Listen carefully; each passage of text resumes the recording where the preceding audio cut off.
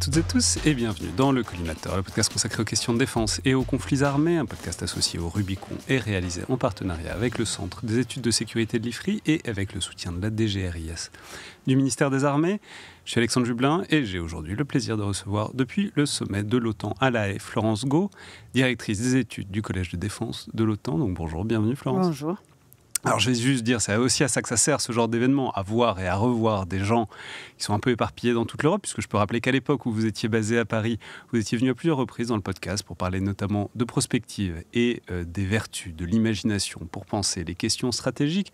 C'est ce qu'on va faire à nouveau aujourd'hui, mais puisqu'on enregistre depuis le sommet, dans le magnifique studio d'ailleurs qui est mis à notre disposition. Voilà, si vous écoutez ce podcast sans regarder la vidéo, croyez-moi sur parole que ça change un peu du studio habituel. Mais donc puisqu'on est ici et que vous connaissez bien l'organisation de l'intérieur, c'est peut-être l'occasion d'un vibe check en quelque sorte, c'est-à-dire de vous demander comment vous sentez l'ambiance et la tension ou non sur place. Je vais préciser qu'on enregistre ça mardi 24 juin à 14h et que donc ces choses-là peuvent changer au fur et à mesure des allées et venues des uns et des autres, disons ça comme ça.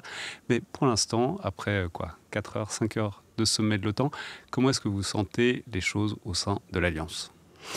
Je pense que surtout quand on se remet en janvier 2025, l'arrivée de Donald Trump à la Maison-Blanche, les angoisses européennes notamment par rapport à la position américaine au sein de l'OTAN était quand même super prononcée. L'idée que soit les Américains vont s'en aller, soit ils vont affaiblir l'OTAN par plein de commentaires, pas se retirer, mais quand même mettre en question la cohésion. Je crois que tout ça, ça s'est pas fait.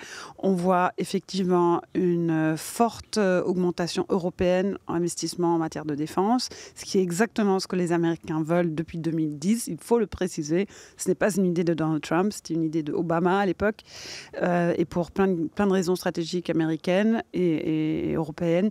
Donc je crois que si on regarde ça, on comprend qu'on est quand même dans une situation bien plus stable, et ça se sent aussi, je pense. Parmi mes interlocuteurs, notamment ce matin, j'ai interviewé l'ambassadeur américain au Conseil. C'était un grand moment. Vous avez modéré un panel avec l'ambassadeur américain qui, ça se voyait, avait envie de dire des choses, mais en même temps, il savait que Donald Trump arrivait, il ne savait pas quand, il ne savait pas ce qu'il allait dire.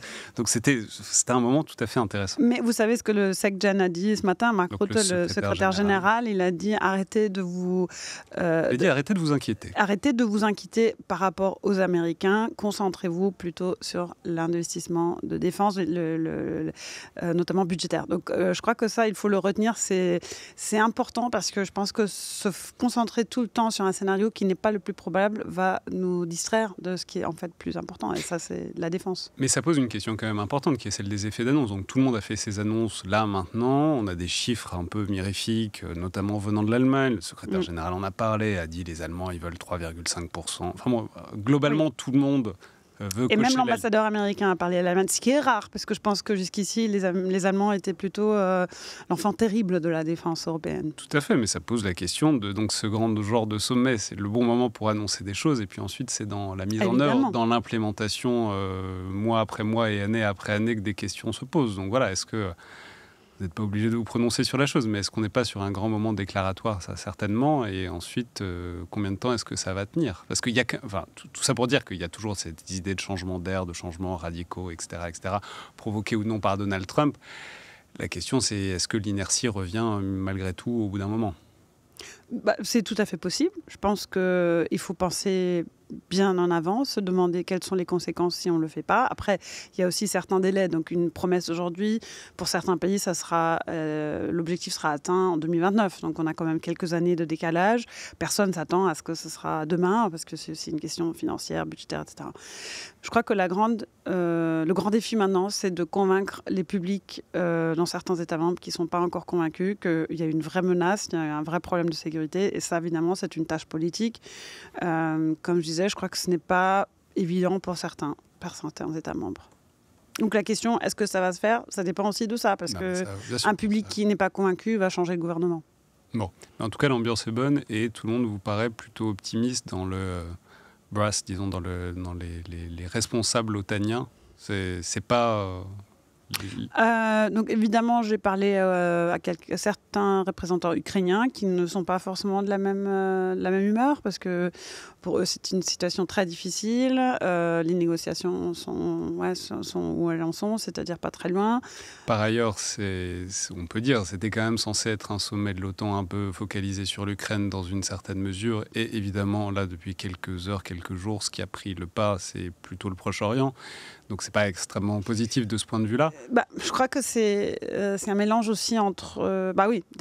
déjà la question moyen-orientale, mais aussi le fait que les Américains se lassent un peu de la négociation parce qu'ils ont l'impression de ne pas pouvoir atteindre leur objectif assez vite. Et quand même, n'oublions pas, Donald Trump a promis de résoudre ce conflit au bout de 48 heures. Je crois que c'est aussi une frustration et ne pas pouvoir rendre cette paix qu'il nous a promis depuis un petit moment. Donc je crois que ça joue un rôle. Donc je ne pense pas que nous sommes dans un sommet, où tout va super bien. Il y a quand même toujours tous les défis. Voilà, vous parlez de l'Iran, Israël. Le monde reste ce qu'il est, mais l'idée que l'OTAN ne sera plus, et c'est presque la fin, là, je ne le sens pas du tout, non. Oui, non, mais c'est vrai qu'il y avait je ne sais pas si c'était une profession de foi ou si c'était en tout cas une déclaration de confiance, mais que les Américains restaient, qu'ils resteront, c'était ce que dit Mark Rutte dans son discours de ce matin.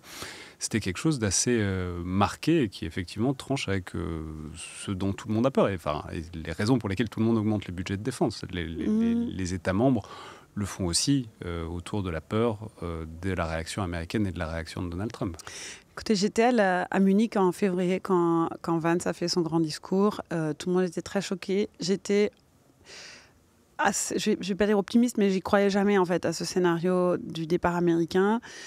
Tout simplement parce que il faut pas confondre les relations transatlantiques avec l'OTAN. Parce que c'est pas la même chose. L'OTAN, c'est, je dis toujours en anglais, Single Problem Organization. C'est une organisation qui a exactement un problème, et c'est la guerre, c'est-à-dire dissuasion, prévention de la guerre, et si jamais il y en a une, on la gagne. Et donc toutes les autres questions, ça c'est des questions entre l'Union européenne, les Américains, c'est entre les États membres, ça c'est pas l'OTAN, on va dire, ça c'est, si on veut, une communauté, mais c'est pas l'OTAN. Donc je pense que c'est très important chez Trump, chez ce gouvernement en général, de regarder ce qu'ils font et pas ce qu'ils disent. Et même le gouvernement Trump 1 était, on va dire, dans ses discours assez anti-OTAN, mais dans les faits, c'était un gouvernement qui était très pro-OTAN dans les faits, c'est-à-dire troupes américaines en Europe, financièrement, etc. Donc je crois que l'engagement américain dans l'OTAN dépend évidemment de l'engagement européen, mais ça, c'est une question qui se pose depuis 1949, depuis la création de l'OTAN.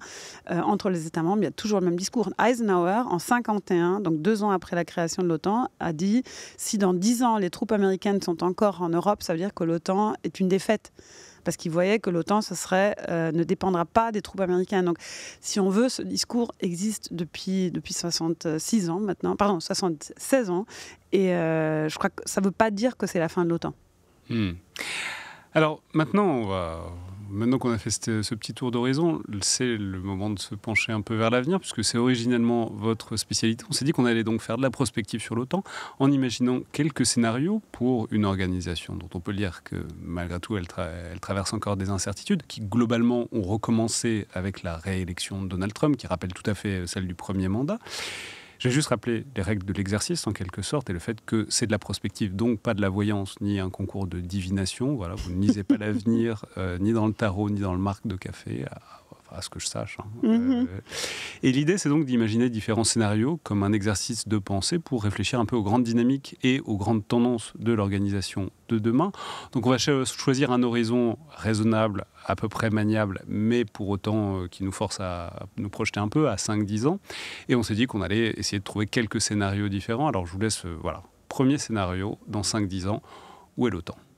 Alors, avant de me lancer, je crois qu'il faut expliquer un peu comment nous on travaille. C'est-à-dire, quand on regarde des scénarios, on regarde un peu les conditions sous lesquelles ce scénario se ferait. Je crois que ce qui est important, les 2 conditions qui sont importantes pour penser le futur de l'OTAN, c'est avant tout capacité militaire, et pas que celle de l'OTAN, mais c'est aussi de nos opposants potentiels. Donc, dans ce cas, c'est évidemment la Russie, et peut-être dans quelques années aussi la Chine.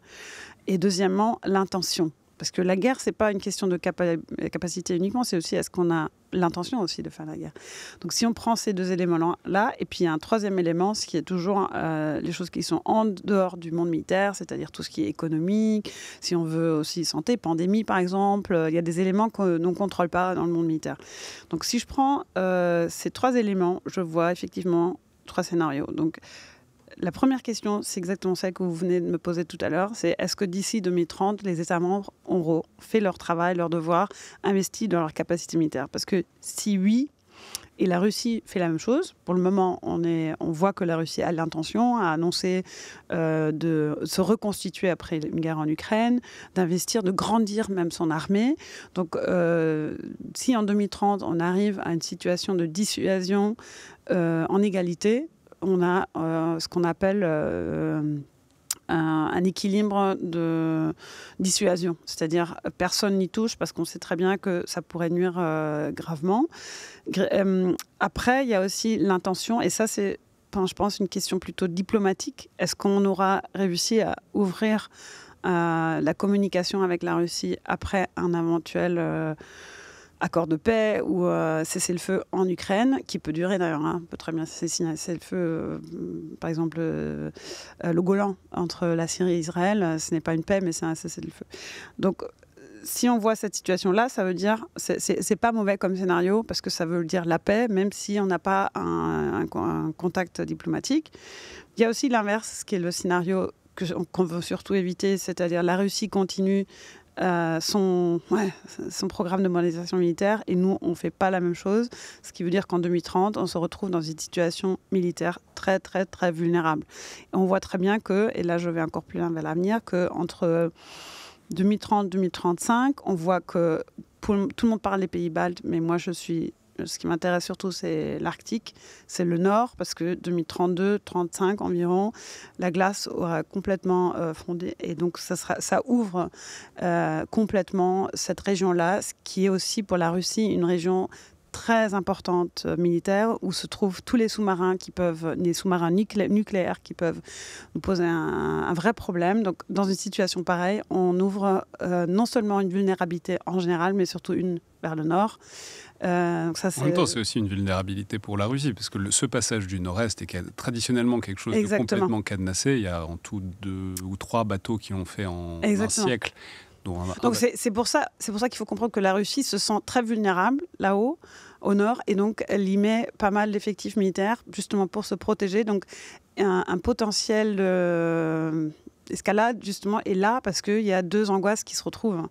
Donc je verrais plutôt un conflit vers 2035 dans cette région-là. Le troisième scénario, c'est que c'est un mélange entre les deux, c'est-à-dire tout le monde, la Russie et nous, on essaye de grandir, d'investir militairement, mais pour des raisons, ça peut être économique, parce que, disons que l'économie mondiale ne se remet pas de ce qui se passe actuellement, une pandémie, ou alors un conflit dans une autre région du monde, par exemple en Asie. Je ne pense même pas à Taïwan, ça peut être très bien Chine et Philippines, Chine et Vietnam, ou en tout cas quelque chose qui est maritime, ce qui a un effet immédiat sur l'économie mondiale. Donc dans ce scénario, on se retrouve un peu dans la situation d'aujourd'hui, c'est-à-dire pas parfaitement protégé, mais toujours dans une situation où on n'est pas trop vulnérable, mais pas assez défensif non plus. Alors comment est-ce que vous introduisez, c'est intéressant, vous avez mentionné la Chine, qui est évidemment depuis très longtemps un point d'interrogation pour l'Alliance, puisque l'Alliance, c'est l'Alliance du traité de l'Atlantique Nord qui concerne théoriquement l'Atlantique Nord. Donc la théoriquement, Chine, oui. La Chine, c'est pas exactement là où sa projection de puissance est la plus directe ou la plus menaçante. En même temps, on sait que depuis longtemps, l'OTAN a la tentation de s'emparer des sujets, appelons ça Indo-Pacifique, parce que c'est un problème des États-Unis. Donc les autres alliés se disent si c'est un problème pour les États-Unis, peut-être que c'est un problème pour nous. Il y a eu cette histoire il y a quelques années d'ouvrir un bureau au Japon, à Tokyo, ce qui a été tout un problème, une divergence entre les alliés. Bref, la question, c'est comment est-ce que vous voyez dans ces 3 scénarios, mais en fait l'importance de la Chine dans l'équation otanienne. Voilà, il y a plusieurs manières différentes de voir les choses. Soit l'Alliance s'empare de ce problème stratégique américain, soit elle s'en empare pas et on dit qu'elle s'occupe de l'Europe pour libérer les États-Unis dans la zone Pacifique, soit il y a aussi une version où les États-Unis brusquent le reste de l'Alliance et où l'Alliance se rapproche de la Chine, ce qui est tout à fait une possibilité puisque l'Alliance dépend beaucoup de la Chine pour sa prospérité. Alors, c'est juste tout ce que vous dites, sauf que moi, je pense qu'il faut repenser la menace chinoise, pas au sens géographique territorial, donc c'est Indo-Pacifique, mais la Chine aujourd'hui, c'est la puissance maritime la plus importante. Il n'y a aucun État a autant de vaisseaux que la Chine, aussi une capacité de construire des nouveaux très très vite, ce que nous, on n'a pas du tout. Et donc, on revient au passage du Nord. La Chine a déclaré, je crois que c'était il y a 3-4 ans, d'être un pays quasi-arctique, ce qui a un peu vexé tous les autres. Mais on voit aussi qu'avec la Russie, la Chine a fait plusieurs exercices militaires pas loin de la Finlande. Donc je crois qu'il faut se préparer aussi à la situation, notamment maritime. Un problème avec la Chine et la Russie peut-être en coopération, pas trop loin de l'Europe. Donc je crois qu'il faut arrêter de penser que la Chine, elle est loin. Quand on a fait, enfin vous êtes au courant de notre projet l'OTAN 2099, la BD, qui est le résultat d'une analyse de 40 contributions de science-fiction. Et en fait, un thème qu'on a retrouvé dans plusieurs, c'était un conflit maritime. Dans les scénarios, dans les histoires, c'était des conflits très différents. Donc ça peut être sous-marin, ça peut être maritime classique, ça peut être les câbles. Mais en tout cas, on voyait le sujet maritime revenir. Et donc, je pense qu'il faut penser plutôt... Pour moi, la guerre du futur, c'est pas forcément classique, genre l'Ukraine. Parce que tout le monde pense qu'en Ukraine, la guerre du futur se déroule en Ukraine. Non, la guerre en Ukraine, c'est la guerre d'aujourd'hui. La guerre du futur, pour moi, elle sera maritime. Notamment concernant un OTAN impliquant autant la Chine que la Russie. Parce que, pareil, on pense que la Russie, ce n'est pas une puissance navale, alors que la Russie vient de finaliser sa stratégie maritime pour 2035 et est en train de se reconstituer aussi à ce niveau-là. Donc, je crois qu'il faut repenser un peu nos préjugés qu'on a par rapport à la Russie ainsi que vers la Chine. Justement, peut-être pour continuer, pour terminer, c'est cette place, disons, de la prospective, qui est un peu votre spécialité, mais au sein de l'Alliance. C'est-à-dire, c'est intéressant parce qu'il y a forcément une temporalité un peu écartelée entre quelque chose d'absolument immédiat. Il faut remonter en budget tout de suite, maintenant, pour faire face à l'existant. Et justement, la guerre en Ukraine. Comment on fait pour aider l'Ukraine si on veut continuer à l'aider? Comment on fait pour se préparer à ce genre de guerre, à une agression, etc. Comment dire, la question, c'est un peu les échelles de temporalité avec lesquelles fonctionne l'OTAN. Il y a ce truc tout de suite, il y a ce truc à 5 ans de... Tout le monde dit ça, donc la Russie, est-ce qu'elle va attaquer dans 5 ans ou est-ce qu'elle va être prête à attaquer dans 5 ans? Et puis, il y a aussi le très long, penser à 30, 40 ans, avoir une vision, parce que, notamment pour construire des forces, notamment dès qu'on parle de navires, on parle toujours à l'échelle de plusieurs décennies, voire du siècle. Voilà, comment est-ce que vous voyez que ça fonctionne, cette réflexion prospective au sein de l'OTAN? Alors, c'est évident qu'il y a des temporalités en compétition. Donc ceux qui sont vraiment très, très présentiels, ceux qui sont plutôt tournés vers l'avenir ou même l'avenir lointain. Je suis quand même assez optimiste parce qu'on a une vraie communauté maintenant entre les différents futurs. On s'est créé un réseau informel, le prospectiviste au sein de l'OTAN, et on inclut par exemple ceux qui travaillent dans les cellules de renseignement. Donc le renseignement, c'est vraiment dans 6 mois. Par contre, ce qui est vrai, c'est qu'il y a je dirais pas des désaccords, mais pas forcément des points de vue partagés. Ça dépend aussi d'où on est en Europe. Par exemple, l'Allemagne, c'est pas un pays qui se pense très, très maritime.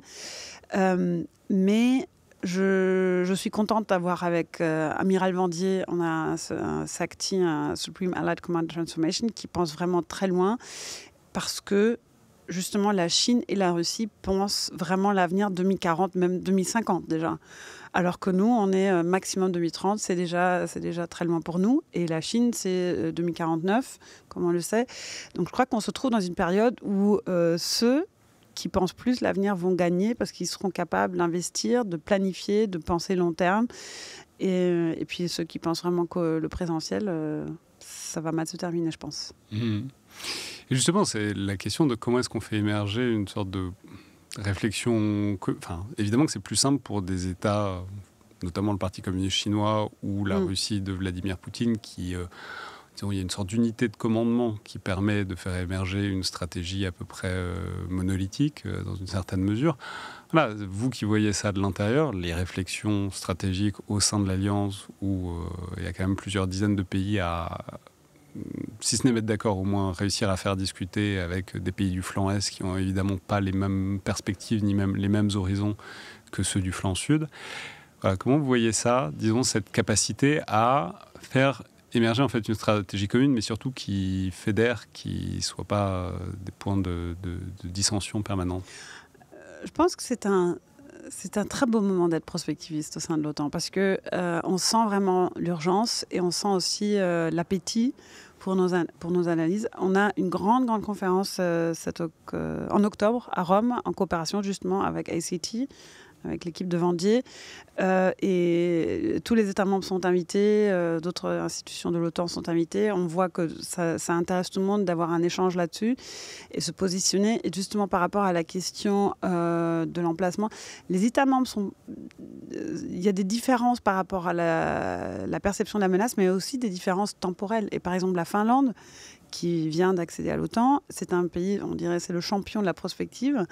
Il n'y a aucun autre État membre qui soit aussi bien structuré la prospective au sein du bureau du Premier ministre, au Parlement, etc. etc. Donc, il y a aussi un vrai qui sont les mauvais élèves alors puisqu'on a fait les bons élèves de la prospective? Bon, je veux dire, les bons élèves, c'est avant tout la Finlande, les Américains, je pense qu'aussi la Grande-Bretagne, la France, un peu le Portugal et l'Espagne. C'est les tops. Après, toujours, tout le monde peut faire plus, mais tous les autres, je suis désolée, c'est pas top.